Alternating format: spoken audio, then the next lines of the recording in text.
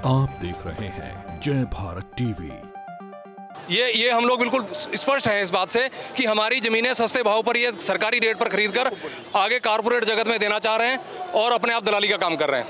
उनका जो बयान है कि अगर एयरसिटी बनती है, कोई टाउनशिप बनाई जाती है तो हम किसानों से बात करेंगे। यहाँ तो बात करने का मतलब ही नहीं है कि हमारी ज़मीन हमने देनी नहीं, तो बात करने से क्या फ़ायदा है। डोईवाला से किसान मोर्चे के तमाम लोग इस वक्त हमारे साथ हैं। जिस तरह से एयरोसिटी को लेकर एक बात चल रही है कि क्या सरकार वहां पर टाउनशिप नहीं बनाना चाहती है, उसको लेकर विरोध भी ग्राउंड पर चल रहा है। आज देहरादून पहुंचे तमाम ये पदाधिकारी हैं जो किसान मोर्चे के हैं, हम लोग बातचीत करेंगे। क्या नाम आपका सर? हरकमल सिंह। क्या सरकार एयरोसिटी बना रही है, क्या इस समय क्या है वहां पर स्थिति? क्योंकि सरकार, मुख्यमंत्री भी मना कर चुके हैं, तमाम बीच में एक दो कागज भी घूम रहे हैं सोशल मीडिया में भी कि एयरोसिटी नहीं बनेगी, टाउनशिप नहीं बनेगी। आप लोगों को किस तरह की बातचीत हुई है सरकार द्वारा गुमराह किया जा रहा है। जो भी बयान आ रहे हैं वो गुमराह करने वाले हैं। पहले प्रेमचंद अग्रवाल जी का बयान आया, उसमें भी उन्होंने दो टुक बात साफ नहीं की है। कहा है कि अगर टाउनशिप बनेगी तो किसानों से बात की जाएगी। इसका मतलब कुछ ना कुछ है जो बनाया जा रहा है, लेकिन अंदरूनी तौर पे वो तैयारी कर रहे हैं, लेकिन किसानों की नज़र में नहीं आ रहा है। फिर राव आए हैं सेंटर से जो है उनको चुना गया सर्वे करने के लिए। वो सर्वे परसों नरसों हो चुका है और अभी एक और विज्ञप्ति निकाली गई है डिपार्टमेंट के द्वारा। वो एक प्रेस विज्ञप्ति इस तरह की निकाली गई है कि सिर्फ पत्राचार के लिए वो निकाली गई है। वो ऐसा कोई प्रेस नोट नहीं है जिसको हम कल के समय कहीं भी कोर्ट में रखा जा सके उस चीज़ को। तो इस तरह के गुमराह करने वाली बातें आ रही हैं। क्यों ना सरकार बीच में आके हमारे बात कहे, किसानों के बीच में आए, प्रेस कॉन्फ्रेंस करे, एक लिखित में हमको दे और हम लोग इस गुमराह होने से बचें। हमारे पर आरोप लगाए जा रहे हैं कि दूसरी पार्टियां आपको गुमराह कर रही हैं।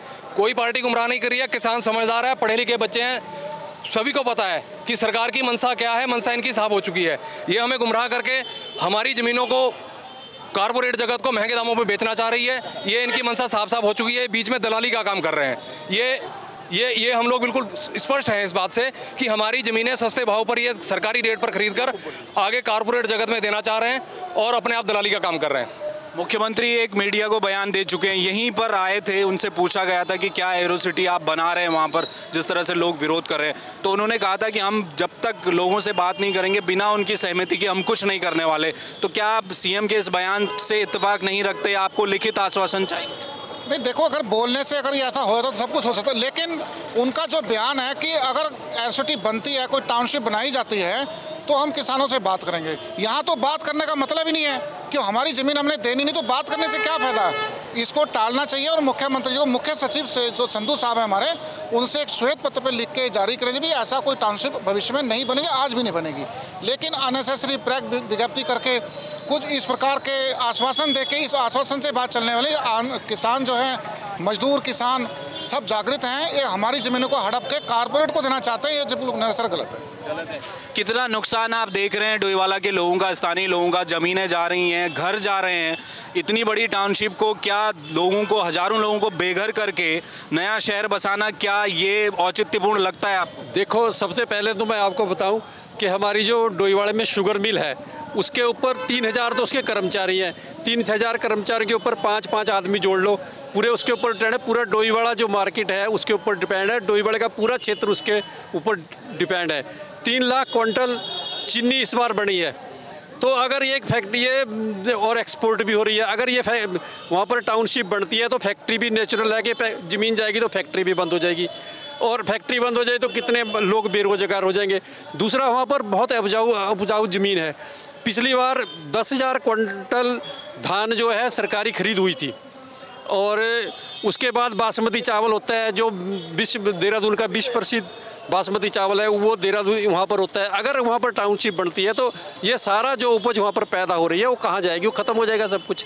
तो उससे कितना नुकसान, देश को भी नुकसान होगा और वहाँ पर रहने वाली पब्लिक को भी नुकसान होगा। और दूसरी बात यह है कि कुछ लोग ऐसे हैं जिनका सिर्फ घर है, अपनी ज़मीन है थोड़ी सी, वो उनको क्या होगा, उनका क्या होगा, किसके नाम ज़मीन भी नहीं है, सिर्फ उन्होंने घर बनाया हुआ है, तो वो सब बेघर हो जाएंगे। हमारा तो यही है, सबसे ज़्यादा नुकसान यही है। और लगभग ये जो आंकड़े ले रहे हैं 2011 के ले रहे हैं, 2011 से अब तक आबादी कितनी बढ़ चुकी है इसका तो सरकार कोई बता ही नहीं रही कितना है।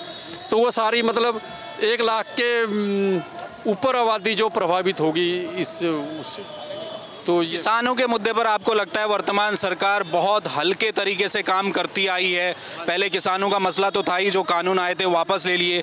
क्या इस समय देश में किसानों के हितों को लेकर क्या सरकार सजग दिखाई देती है? आप नहीं है। हम एमएसपी की मांग कब से कर रहे हैं, वो तो दे ही नहीं रहे। हम तो देखो जी, हर चीज़ की हर उसका एक रेट होता है, किसान की फसल का कोई रेट नहीं है। हम सरकार से ये मांग कर रहे हैं कम से कम एमएसपी डिक्लेयर कर दो, और उसके ऊपर जो एमएसपी से नीचे खरीदता है तो उसके ऊपर कोई मतलब सजा का कोई प्रावधान हो जाना चाहिए। लेकिन सरकार हमारी बात मान नहीं रही है। हम उसके बाद भी जो हमने उस टाइम तय हुआ था कि जो आंदोलन के दौरान किसानों के ऊपर केस लगे हैं वो ख़त्म हो जाएंगे, वो अभी तक ख़त्म नहीं हुए हैं। दूसरी बात यह है कि हमारे 700 किसान उसमें शहीद हुए थे, अपनी जान दी थी।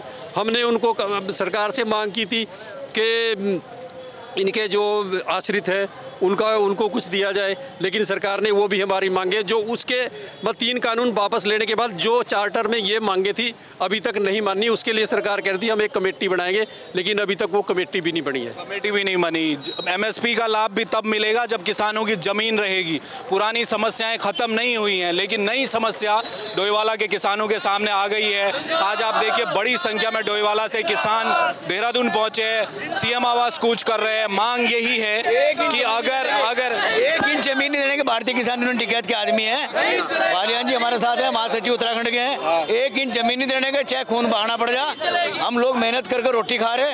हमारे भाई ग्राम समाज की जमीन में दुनिया भर के पड़े, वो कहाँ जाएंगे? हमने आज इन्हें विधायक और सांसद बना कर जो है यही सोच रहे कहने लगे हम तुम्हारे फेरे से कामयाब हो जाएंगे। ऐसा बिल्कुल नहीं होने का। SDM भी परसों आवाज लगा रहा था, मैंने कहा हम जो है ना, हम ये जुट्टे हुए कागज नहीं देखने के, हमारी कागजों से जो है पूरा डब्बा भरा पड़ा आपका। चाचा जी दलजीत सिंह जी हैं। बिल्कुल बिल्कुल।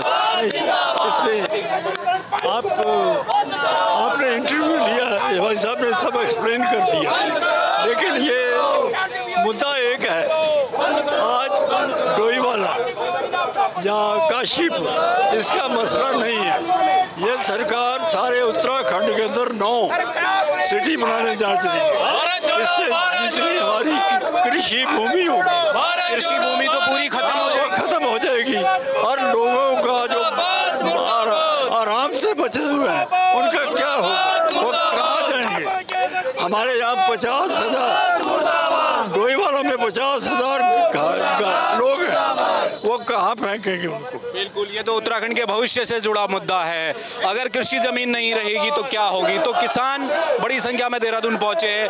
मांग सिर्फ यही है कि सरकार श्वेत पत्र जारी करे, श्वेत पत्र पर लिख कर बताए कि डोईवाला में एरोसिटी नहीं बनेगी, तब जाकर किसान अपने मूवमेंट को रोकेंगे। वरना राकेश टिकैत के तमाम जो लोग यहाँ पर मौजूद हैं उन्होंने कह दिया है कि हम खून बहाने को तैयार हैं, लेकिन डोईवाला की 1 इंच जमीन हम सरकार को नहीं देंगे। कैमरा मैन मयूर उपाध्याय के साथ हेमंत, जय भारत टीवी।